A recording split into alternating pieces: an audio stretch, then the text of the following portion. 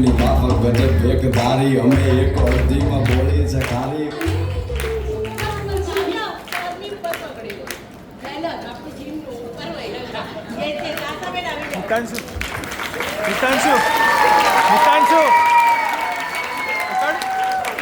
યોગેશભાઈ સાગર જે આપણા વિધાયક છે અને આપણને ખૂબ ગર્વ થવો જોઈએ કે જે એક ગુજરાતી છે અને ગુજરાતી ભાષા માટે આપણી સંસ્કૃતિ સાચવવા માટે અને લોકોની તકલીફો અને મુશ્કેલીઓ દૂર કરવા માટે પોતાના રોજના દિવસના 3 કલાક શ્રમ યજ્ઞ કરે છે, બધાની સેવા કરે છે, પ્રશ્નોના ઉત્તર આપે છે ને ખૂબ સરસ કામ કરે છે. ધાર્મિક કાર્યક્રમો પણ ખૂબ કરે છે. એ આજે ઉપસ્થિત છે એટલે એમને કેટલો પરમાત્મા પ્રત્યે પ્રેમ છે ખબર પડી જાય.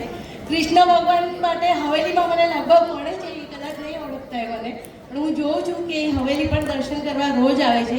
તો ખૂબ ખૂબ સ્વાગત છે યોગેશભાઈનું. જલ્પાબેન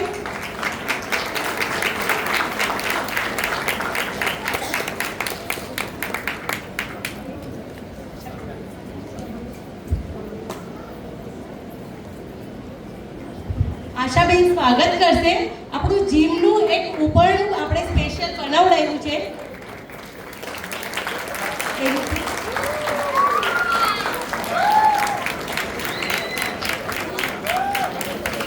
આશાબેન તુલસીના છોડ આપી અને યોગેશભાઈનું સ્વાગત કરશે. કૃષ્ણ ભગવાનને તુલસી ખૂબ પ્રિય છે અને આપણને બધાને પણ પ્રિય છે. યોગેશભાઈ એક બે શબ્દ કહેશે. એક આખું જેટલું મન ભાવે એટલું અને તમે ગરબા રમવા હોય તો ગુજરાતી વિકાસ બુદ્ધિ વિકાસ અભિયાન નિકુંજભાઈ એમના દરેક સાથીઓ, મારી તો જન્માષ્ટમી એક દિવસ પહેલા સફળ થઈ ગઈ.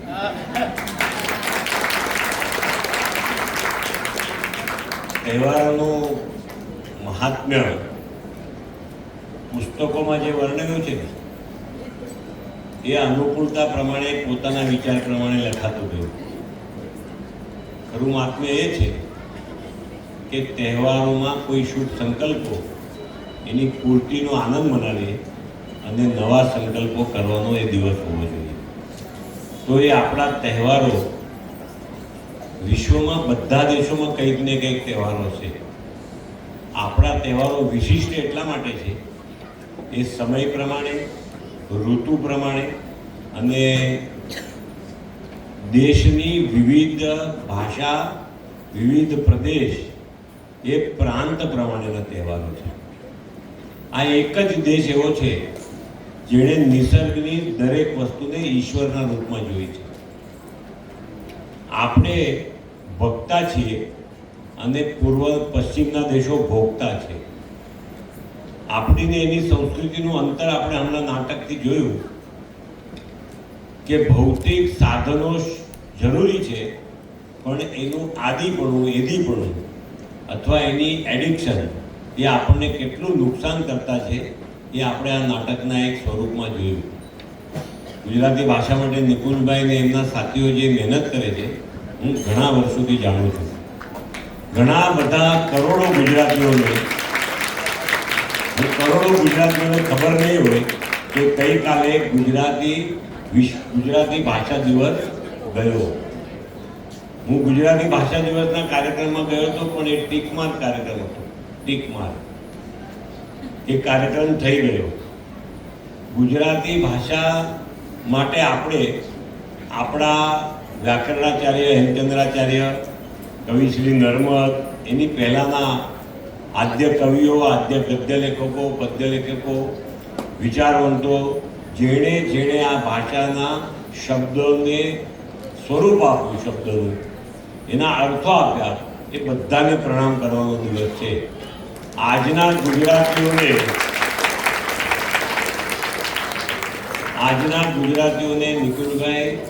નિકુંજભાઈ નહીં કહે કે યોગેશભાઈ નહીં કહે તો કોઈ કહી નહીં શકે. એનું કારણ એ છે આપણી દોટ હવે અલગ દિશામાં જાય છે. આપણી દોટ, આપણે જે ઝંખનાઓ છે એની દિશા આખી બદલાઈ ગઈ છે. આપણને જગતની અંદર આપણે એમનો એટલા માટે આભાર માનો કે ગુજરાતી શબ્દોનું નિર્માણ કર્યું, અક્ષરોનું નિર્માણ કર્યું, આપણા લેખન બારાખડીઓના નિર્માણ કર્યા. એ જો ન કર્યું હોત તો આપણે પણ ઘણી બધી ભાષાઓની લેખણી નથી, બોલવાની ભાષા છે, લખાણની ભાષાઓ નથી. આપણે એ વર્ગમાં આવ્યા હોત. જેવી રીતના રાજસ્થાની મારવાડી બોલી છે, લખાણ નથી. કચ્છી બોલી છે, લખાણ નથી. સિંધી બોલી છે, લખાણ નથી. પંજાબીમાં ગુરુબાની અત્યારે લખાય છે, પણ મૂળ પંજાબી એ અરબીમાં લખાતું. મૂળ પંજાબી એ ભાષામાં એ લખાતા એ લોકો. એટલે આપણે ઉર્દુમાં લખાતું, અરબી નહીં, ઉર્દુમાં લખાતું. એટલે આપણે ભાગ્યશાળી છીએ કે આપણા વડવાઓએ પરિશ્રમ કર્યો, ભાષા બનાવી, વ્યાકરણ બનાવ્યું, શબ્દો બનાવ્યા, એના અર્થો બનાવ્યા. આપણે સાચવી રાખવાની મથામણ નિકુંજભાઈ જેવા અને તમારી જેવા સેંકડો લોકો અહીંયા બેઠા એ કરે છે. હું દરેકને વંદન કરું છું, દરેકને. એટલા માટે કરું છું, ભાષા મારા ઘરમાં હું હોઉં ત્યાં સુધી એક પણ અંગ્રેજી શબ્દ નહીં વાપરવાનો. અંગ્રેજી શબ્દ વાપરવાનો નહીં. હું મારા સંતાનોને, મારા પૌત્ર પુત્રીને ગુજરાતી જોડકણા જે હું શીખ્યો છું ને એ શીખવાડું. સાચી હું એટલા માટે શીખવાડું કે હું એવું ઈચ્છું છું કે કાળે લપેટમાં ઘણી બધી ભાષાઓ લઈ લીધી.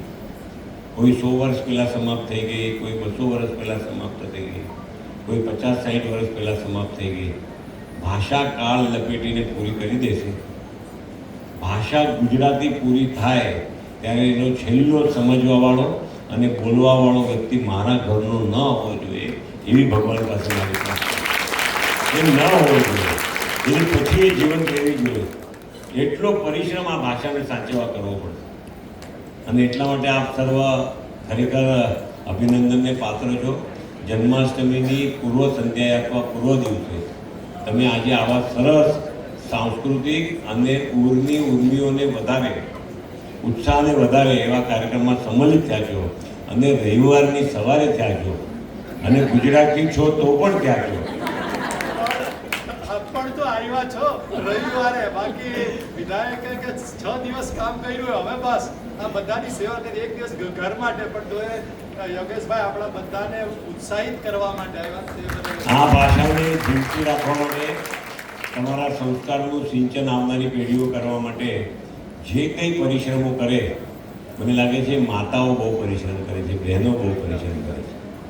પુરુષોને કદાચ પરિશ્રમનો સમય અનુકૂળ હોય ન હોય, અથવા એ રાહ જોતો હોય કે હવે 60-65 થઈ જાય પછી આવું કંઈક કરશું, એ રાહ જોતા હોય. પણ બહેનો અને માતાઓ આ જે કરે છે એને ખૂબ તમારા પ્રયત્નોને અનુમોદના આપું છું. તમારા પ્રયત્નોમાં ક્યાંય પણ ઉપયોગી થઈ શકું તો જરૂર તમે આ મોકો મને આપજો એવી આપ સર્વને પ્રાર્થના કરું છું. નિકુંજભાઈ, ગુજરાતી બુદ્ધિ વિકાસ અભિયાનના બધા સભ્યોને ખૂબ ખૂબ શુભેચ્છા. ખૂબ સારું નાટક છોકરાઓએ, બધા યુવાનોએ અહીંયા રજૂ કર્યું.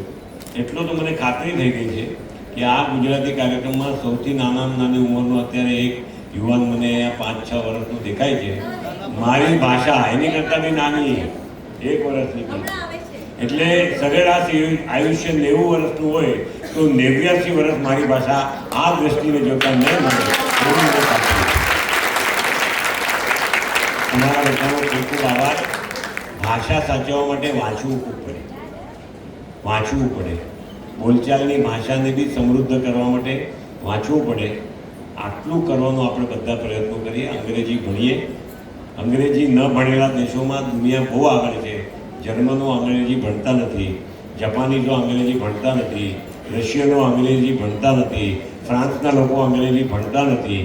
જ્યાં જ્યાં બ્રિટને રાજ કર્યું વધારે પડતા દેશોમાં, જ્યાં ઇંગ્લેન્ડે રાજ કર્યું એ જ દેશો અંગ્રેજીના આદિ થયા છે. અત્યારે આપણે એમાંથી જેટલા બને એટલા જલ્દી બહાર નીકળીએ. માનનીય વડાપ્રધાન નરેન્દ્ર મોદીજી માતૃભાષામાં શિક્ષણ આપવા માટે, કેવળ ગુજરાતી નહીં, બધી માતૃભાષામાં શિક્ષણ આપવા માટે ખૂબ જ નવી શિક્ષણ નીતિમાં મહેનત કરે છે, પ્રયત્નો કરે છે. અને જગતની અંદર આપણે જોશું તો ભાષા માટે કોઈ દેશ અલગ થયો હોય, તમે બરાબર સાંભળજો, ભાષા માટે કોઈ દેશ અલગ થયો હોય એવો દુનિયામાં ભારતની ભાષામાંની એક જ દેશ છે જે પાકિસ્તાનમાં ગયા પછી કેવળ બંગલા ભાષા માટે અલગ થયો. અને આજે બાંગ્લાદેશ કહેવાય છે એ જ્યારે 1971માં અલગ થયો केवल बंगला भाषा माटे उर्दू के साथ हमारा कोई लेना देना नहीं. मुस्लिमों हता छता भी उर्दू के साथ हमारा लेना देना नहीं. हमार भाषा बांग्ला અને રવિન્દ્રનાથ ટાગોરનો હમાર સોનાર બાંગ્લા એનું રાષ્ટ્રગીત છે. એ બાંગ્લાદેશ ભાષા માટે અલગ થયેલો દેશ છે. આજે જે પરિસ્થિતિમાં હોય એ પરિસ્થિતિમાં પણ એનું કારણ ભાષા હતું. એ ભાષાનું ગૌરવ આપણે બધા સાચવીએ, જાળવીએ, વધારીએ એ જ અપેક્ષા અને એ જ બાબતની મારી વ્યવસ્થા જેવી લાગે આપણી માટે તૈયાર છે. ખૂબ ખૂબ આભાર. Thank you. યોગેશભાઈ અહીંયા આવ્યા તે બદલ એમનો ખૂબ ખૂબ આભાર. અને આ બધા બાળકો અને મોટાઓ તમે જો 50 વર્ષના પણ કનૈયા ભાઈ છે, 50 વર્ષના ભાઈ પણ કનૈયા. આ પ્રોગ્રામ્સ છે એમને મોડું થાય છે. આપણે એક છેલ્લો 3 મિનિટનો ડાન્સ છે, પછી કદાચ એ નીકળશે. એક જ 3 મિનિટ બેનો છે, આ બધી ઢીંગલીઓ છે, એટલે એ બધાનો ડાન્સ જોઈ અને પછી નીકળશે. હરિઓમ આપણે ચાલો ચાલો.